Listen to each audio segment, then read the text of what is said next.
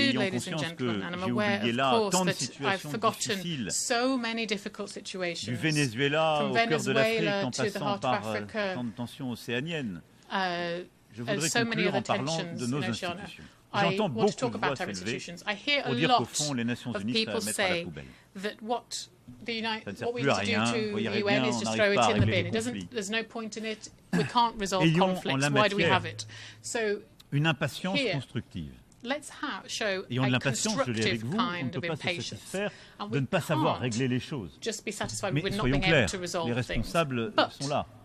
we know who's Tant que nous responsible. aurons un Conseil de sécurité While we qui est have a bloqué, Security Council that has been blocked, je dirais de manière réciproque selon les intérêts par les uns et les autres, on according aura to du each mal à other's avancer. interests.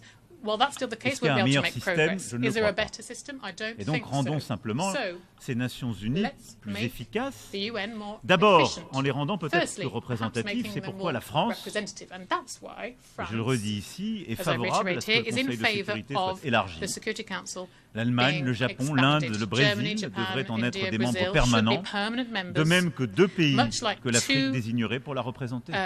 countries that Africa will decide De nouveaux membres to élus devraient represent aussi them. être These admis new en son sein. elected Mais la réforme de la composition du Conseil de sécurité ne suffirait pas à elle seule à lui rendre son efficacité. Et je souhaite donc que cette réforme permette aussi de changer les méthodes de travail, de limiter le droit de veto en cas de crimes de masse et de se concentrer sur les décisions opérationnelles que nécessite le maintien de la paix et de la sécurité internationale. C'est cela que nous devons avoir le courage et l'audace de faire, et qu'avec les membres permanents actuels, nous devons porter. Près de 25 ans après le sommet du millénaire, le moment est venu de retrouver de l'efficacité pour mieux agir sur le terrain, auprès des États comme de la société civile, et au-delà des Nations Unies. Nous devons ouvrir une nouvelle ère dans chacune de nos institutions multilatérales, comme je viens de l'évoquer. Voilà, mesdames et messieurs, les quelques mots que je voulais avoir ici devant vous aujourd'hui. Dans un moment grave de notre ordre international, là où tant de conflits semblent ne pas se résoudre, je veux dire que la France continuera d'essayer de porter cette voix exigeante, fidèle à ses valeurs, qui refuse les simplifications du moment et qui continuera de se battre pour les principes simples qui nous ont toujours portés. La dignité humaine, le respect des principes de la Charte, et qui, au-delà des conflits et de l'actualité, a vocation à continuer à bâtir avec vous un ordre international plus juste et plus efficace.